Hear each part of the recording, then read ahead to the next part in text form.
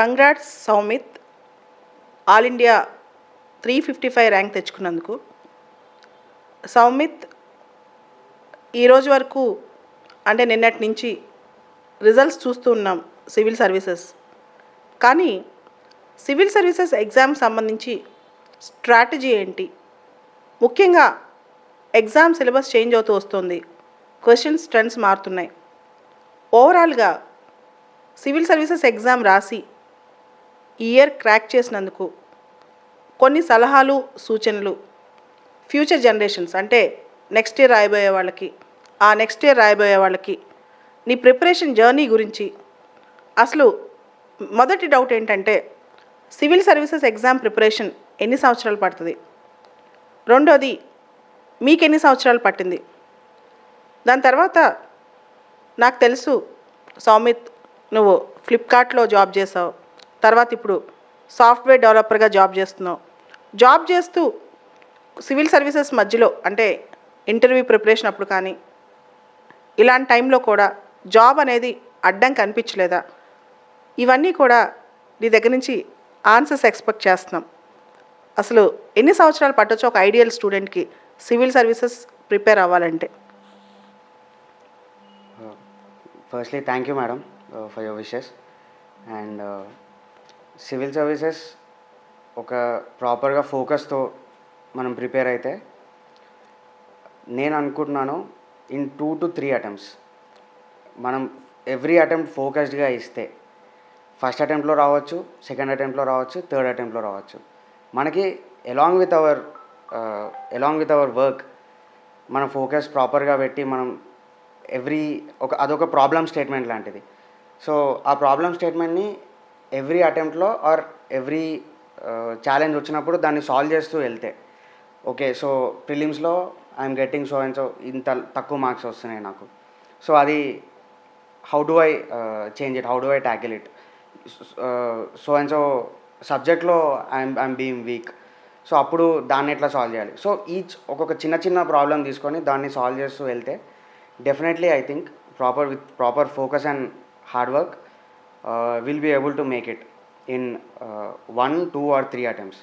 Because along with మన వర్క్తో పాటు కొంచెం లక్ కూడా if it favours us, will be definitely able to make it in 1, 2 or 3 attempts, how many ever it takes.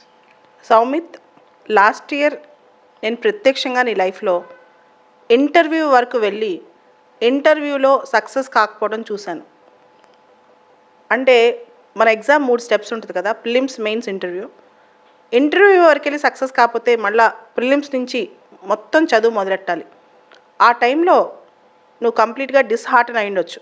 నువ్వే కాదు, నీలాగా ఎవరున్నా సరే ఒక్కసారి మెయిన్స్లో పోయినా, ఇంటర్వ్యూలో పోయినా, లేదా చాలాసార్లు ప్రిలిమ్స్లో సక్సెస్ కాకపోయినా ఇంక ఎగ్జామ్ వదిలేద్దాంలే, ఈ ఎగ్జామ్తో మనకేం సంబంధం అనుకుంటారు. ఆ టైంలో కన్సిస్టెన్సీ ఎలా మెయింటైన్ చేయగలిగావు? అసలు ఈ ఎగ్జామ్ అనేది ఇంత పెద్ద ప్లే కదా, చివరికి మనందరికీ తెలుసు ఈ ఒక 10 months 12 months ప్రాసెస్ ఎగ్జామ్ రాయడానికే పట్టుద్ది. ఈ ప్రాసెస్లో ముఖ్యంగా లాస్ట్ ఇయర్ ఇంటర్వ్యూకి వెళ్ళిన తర్వాత సక్సెస్ కాలేనప్పుడు నీ మానసిక పరిస్థితి ఎలా ఉంది? దాన్ని ఎలా ఓవర్కమ్ అయ్యావు? ఇది చాలా ఇంపార్టెంట్. ఎందుకంటే చాలామంది ఫిలిమ్స్ పోయిందనో, మెయిన్స్ పోయిందనో, ఇంటర్వ్యూ పోయిందనో మళ్ళీ వదిలేస్తారు సివిల్స్. 1 year బ్రేక్ తీసుకుందాం అనుకుంటారు. ఆ బ్రేక్ లైఫ్ బ్రేక్ అయిపోద్ది, 1 year బ్రేక్ కాకుండా. సో ఈ పరిస్థితిలో నువ్వు యూత్కి ఏం చెప్పాలనుకుంటున్నావు? సో మేడం, లాస్ట్ ఇయర్ నా ఫస్ట్ అటెంప్ట్ ఇన్ 2019. అందులో ఇంటర్వ్యూ వరకు వెళ్ళాను, బట్ ఇంటర్వ్యూలో I could not get in to the final list. So అప్పుడు చాలా డివాస్టేట్ అయ్యాను. సో అంత హార్డ్ వర్క్ పెట్టి నేను ఫ్లిప్కార్ట్లో వర్క్ చేస్తుండే. సో వెరీ డీసెంట్ పే వస్తుండే నాకు. అండ్ అది వదిలేసి I put so much of hard work for 1.5 to 2 years పెట్టి తర్వాత రిజల్ట్లో ఫైనల్ లిస్ట్లో నేమ్ రాకపోతే I was very devastated. So ఆ టైంలో మనం మోటివేషన్ మన దగ్గర నుంచి లేకపోతే, అండ్ మన దగ్గర నుంచి ఉండదు కూడా ఆ టైంలో, బికాజ్ వీఆర్ వెరీ వల్నరబుల్ ఆ టైంలో. So we should seek motivation from others. And ఈ టైంలో నాకు మా అంకుల్ అయినా, మా ఫ్రెండ్స్ అయినా, బాలలత మేడం అయినా, నాకు ఎవరెవరైతే మోటివేషన్ ఇస్తారో నేను వాళ్ళతో మాట్లాడాను ఆ టైంలో. And I was very very very motivated ఆ టైంలో. అండ్ ప్రిలిమ్స్ ఒక 1.5 మంత్ ఉన్నప్పుడు రిజల్ట్స్ వచ్చినాయి. అండ్ అప్పుడు అవ్వకపోయేసరికి సో 2-3 డేస్ టైం తీసుకొని I was able to get back on track మళ్ళీ. సో మనకి ఎవరైతే మోటివేషన్ ఇస్తారో we should surround our selves with them. So నా కేసులో బాలత మేడం అండ్ నా ఫ్రెండ్స్ అండ్ మా అంకుల్, సో వీళ్ళందరూ నాకు సపోర్ట్ చేయడం వల్లే I was able to get back on track and move forward. So last time నేను అడిగినప్పుడు ఎలా గెట్ బ్యాక్ అని ఒక సెంటెన్స్ చెప్పావు నాకు. I want to tell the same sentence.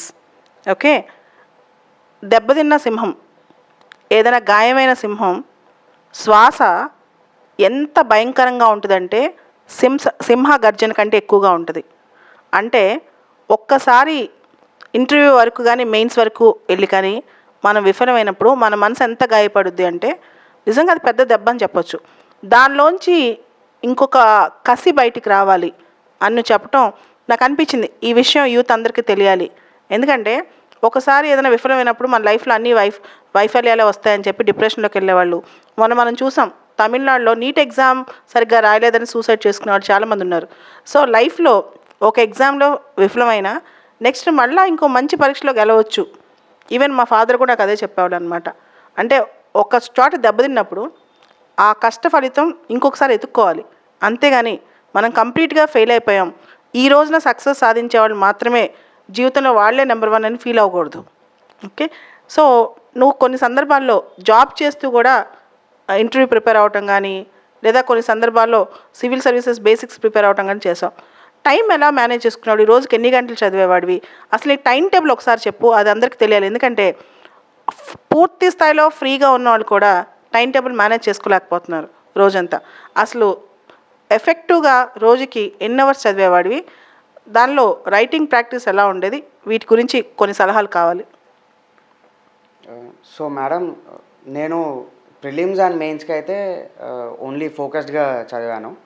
And only ఇంటర్వ్యూకి జాబ్తో పాటు ప్రిపేర్ అవ్వడం జరిగింది.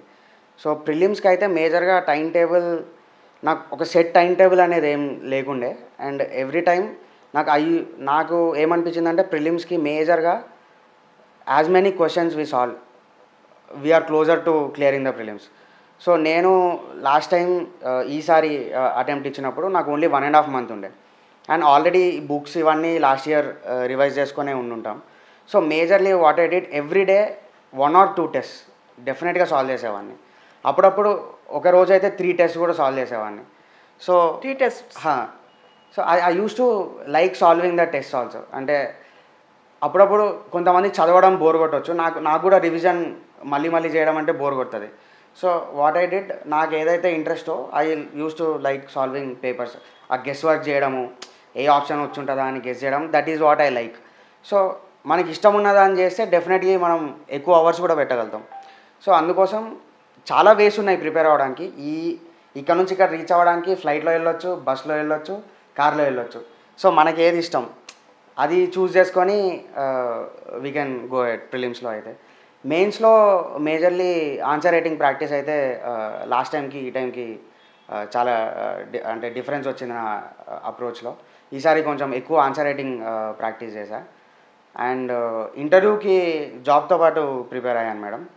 సో ఇంటర్వ్యూకి మేజర్లీ మళ్ళీ like what means we like అట్లా చేయాలి. కాబట్టి ఇంటర్వ్యూకి I thought how to speak, మన కండక్ట్ ఎలా ఉండాలి, మనం ఎట్లా మాట్లాడాలి, బెటర్గా how to speak in front of eminent people అనేది నేర్చుకోవడానికి అండ్ అలాంగ్ విత్ నాలెడ్జ్. ఈ రెండు ఎట్లా వస్తాయని చూస్తే I thought YouTube is one of the best sources. So యూట్యూబ్లో చాలా డిబేట్స్ జరుగుతూ ఉంటాయి. అండ్ బిగ్ పిక్చర్ లాంటివి, లేకపోతే there are many channels which are bringing up good content on debates. So ఆ డిబేట్స్ చూస్తూ ఉండేవాడిని. నాకు ఎక్కువ టైం ఉండేది కాదు. సో డే అంతా వర్క్ చేసుకున్న తర్వాత నైట్ టైం రిలాక్స్ అవుతూ ఎలా ప్రిపేర్ అవ్వాలి. So I thought YouTube is one of the best ways to prepare. So నేను యూట్యూబ్ నుంచే చాలా కంటెంట్ నేర్చుకున్నాను ఇంటర్వ్యూ కోసం అయితే. అండ్ దాని ద్వారా ఒక బిగ్ పిక్చర్ చూస్తే వాళ్ళు వచ్చి ఎలా మాట్లాడుతున్నారు, that will learn that. And along with that content కూడా మనకు వస్తుంది. పొలిటికల్ సైన్స్ సంబంధించి నీ ప్రిపరేషన్ స్ట్రాటజీ అంటే ఏ పేపర్ ఎలా కవర్ చేసావు? పార్ట్ 1, పార్ట్ 2 మనందరికి తెలుసు. పొలిటికల్ సైన్స్లో 2 పేపర్స్ ఉంటాయి. Paper 1 section A political theory, political thought. Paper 1 section B Indian government and politics, paper 2 section A comparative politics and IR, paper 2 section B India and world. వీటికి నీ tips చెప్పు, వాటిని short కట్లో ఎలా చదవాలో tips చెప్పు. Sure madam. First political science start చేసినప్పుడు మేజర్గా మనకు ఆ కాన్సెప్ట్ అనేది చాలా క్లియర్గా అర్థం కావాలి. సో చాలా అబ్స్ట్రాక్ట్ కాన్సెప్ట్స్ ఉంటాయి దాంట్లో. ఈ అబ్స్ట్రాక్ట్ కాన్సెప్ట్స్ని మనం ప్రాపర్గా అర్థం చేసుకోగలిగితే first before even we start answer writing, మనకి అంటే ఏ మూమెంట్లో హ్యానా అరెంట్ ఏమడిగింది, ఈ సో అండ్ సో టాపిక్లో హ్యానా అరెంట్ ఒపీనియన్ ఏంటి, ఆర్ ఇట్లాంటి టాపిక్ ఇస్తే హ్యానా అరెంట్ ఏం చెప్తుంది అనే దానికి మనం ఆలోచించి పెట్టుకోవాలి. సో అది రిపీటెడ్గా మనం మన నోట్స్ అయినా ఆర్ మనం ఎక్కడి నుంచి అయితే చదువుతున్నామో అది రిపీటెడ్గా చదివితే ఈ అబ్స్ట్రాక్ట్ కాన్సెప్ట్స్ అన్నీ మనకి బాగా గుర్తుండిపోతాయి. So once we understand these abstract concepts అప్పుడు ఆన్సర్ రైటింగ్ స్టార్ట్ చేయవచ్చు. సో ఫస్ట్ పేపర్కి అయితే ఆఫ్టర్ రీడింగ్ మెనీ టైమ్స్, ఒక నెంబర్ ఆఫ్ టైమ్స్ నేను ఈ కాన్సెప్ట్స్ అన్నీ అబ్స్ట్రాక్ట్ కాన్సెప్ట్స్ అన్ని అర్థం చేసుకున్న తర్వాత I started answer writing practice. So ఆ ఆన్సర్ రైటింగ్ ప్రాక్టీస్ ఫస్ట్ పేపర్కి చేసిన తర్వాత మేజర్గా ఫస్ట్ పేపర్ నుంచే ఆన్సర్ రైటింగ్ ప్రాక్టీస్ వల్లనే ఫస్ట్ పేపర్ చాలా మటుకు కవర్ అయిపోతుంది. అండ్ నెక్స్ట్ సెకండ్ పేపర్కి వచ్చేంత వరకు ఐఆర్ పార్ట్ బిలోకి వచ్చే వరకు వాట్ ఐ డిడ్ అంటే, ఈసారి లాస్ట్ టైం నాకు తక్కువ మార్క్స్ వచ్చినాయి మేడం, ఎస్పెషల్లీ ఆ పేపర్ 2లో. సో ఈసారి కూడా ఎంత వచ్చినాయో క్లియర్గా తెలియదు, మార్క్స్ రాలేదు కాబట్టి. బట్ మేబీ నేను ఆ అప్రోచ్ అయితే కొంచెం చేంజ్ చేసుకున్నాను. So what I did,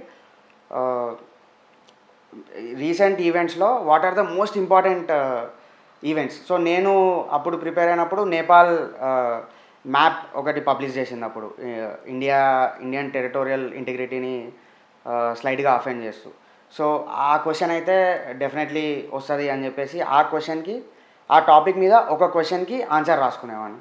so అట్లా ఆఫ్ఘనిస్తాన్ మీద క్వశ్చన్, ఇండియా యూఎస్ మీద ఒక క్వశ్చన్, సో ప్రతి టాపిక్ మీద ఒక క్వశ్చన్, ఒక్కొక్క క్వశ్చన్ రాసుకొని ఆ క్వశ్చన్కి ఆన్సర్ రాసుకొని అదే మెయిన్స్ మొత్తం రివైజ్ చేసేవాడిని అనమాట. సో చాలా కంటెంట్ వెతుకుతూ వెళ్తే it will confuses. So each topic మీద ఒక క్వశ్చన్ రాసుకొని మోస్ట్ ఇంపార్టెంట్ పాయింట్స్ దాంట్లో రాసుకొని అవి రిపీటెడ్గా మనం మెయిన్స్ ఎగ్జామ్ వరకు if you go through them very less టైంలో ఎఫెక్టివ్గా చదవచ్చు. ఓవరాల్గా సౌమిత్ రాజు, సక్సెస్కి ముఖ్యంగా యూపీఎస్సి సివిల్ సర్వీస్ ఎగ్జామ్లో సక్సెస్కి సీక్రెట్ ఏంటి అంటే ఒక 2-3 సెంటెన్స్లో, అంటే మీ సక్సెస్ కనే కాదు, ఓవరాల్గా సక్సెస్ సీక్రెట్ ఏంటి అంటే ఏది ఫాలో అయితే సక్సెస్ వచ్చుద్ది అనే దాని మీద 2-3 సెంటెన్సెస్లో నాకు ఆన్సర్ కావాలి. మేడం, నేను చూసిన వాళ్ళల్లో అయితే whoever has cleared or whoever have gone to the interview, వాళ్ళలో చూసిన నేను కామన్ క్వాలిటీ ఏంటంటే belief in themselves madam. So అంటే ఎవ్రీ స్టెప్లో, ఒకవేళ ప్రిలిమ్స్లో మనకి మార్క్స్లో చాలా తక్కువ రావచ్చు, కానీ అప్పుడు డిమోటివేట్ అవుతాం ఎవ్రీబడి. బట్ ఆ కాన్ఫిడెన్స్ అనేది, ఆ బిలీఫ్ ఇన్ అవర్ సెల్స్ అనేది if you constantly keep motivating our selves, మన మీద మనకు నమ్మకం ఉంటే డెఫినెట్లీ ఎవ్రీ టైం మనం డిమోటివేట్ అయినా will be able to get back on track. So ఈ quality and also apart from this, if you surround our selves with good people, మనల్ని ఎప్పుడు మోటివేట్ చేసేవాళ్ళు, మన ఫ్రెండ్స్ ఎవరైతే who can understand our struggle and మనకి ఎప్పుడు అప్రోచబుల్గా ఉంటే వాళ్ళ హెల్ప్ తీసుకొని, సో ఎప్పుడైతే డిమోటివేట్ అవుతామో వాళ్ళ హెల్ప్ తీసుకొని ఎవ్రీ టైం మనకి ఏ ఛాలెంజ్ వచ్చినా నాట్ ఓన్లీ ఒక సోర్స్ నుంచి, ఒక బుక్ నుంచి కాకుండా from different people, from different channels on YouTube, from different mentors, వీళ్ళందరి దగ్గర నుంచి మనకు నచ్చిన క్వాలిటీస్ తీసుకొని, మనకు నచ్చిన ఇన్పుట్స్ తీసుకొని we can go forward. Saumith Raju గారికి ఆల్ ఇండియా 355 ర్యాంక్ వచ్చింది. Most probably Indian foreign service రాయవచ్చు. జనరల్గా ఏంటంటే Indian administrative service, Indian foreign service, ఈ 2 సర్వీసులు వస్తే తిరిగి మళ్ళీ ఎగ్జామ్ రాయడానికి ఉండదు. వేరేజ్ ఇండియన్ పోలీస్ సర్వీస్ వస్తే మళ్ళీ ఎగ్జామ్ అటెంప్ట్ ఇవ్వచ్చు అనమాట. So you are happy with, I think Indian foreign సర్వీస్తో నువ్వు హ్యాపీగా ఉన్నావా? ఒకవేళ వస్తే హ్యాపీగా ఫీల్ అవుతావా? Madam yes definitely in and foreign service or administrative service రెండు నా సెకండ్ అండ్ ఫస్ట్ ఆప్షన్ అది. సో ఇవి వస్తే I will be definitely happy, but chance 100% లేదు. క్లారిటీ కొంచెం కొన్ని రోజుల్లో తెలుస్తుంది. So I will be definitely happy madam. Anyway Saumith, all the best. Thank you madam. And I wish that you will do good service for the nation, like your friend Sai Teja, who is working in Gorakhpur. And Soumit, నిన్న results వచ్చినప్పుడు గోరఖ్పూర్లో Sai Teja 2017 batch IAS తను గోరఖ్పూర్లో ఉన్నారు. తన దగ్గర ఉండి celebrate చేసుకుని ఈరోజు results వచ్చిన తర్వాత హైదరాబాద్ రావడం జరిగింది. So this is with Soumith. Thank you.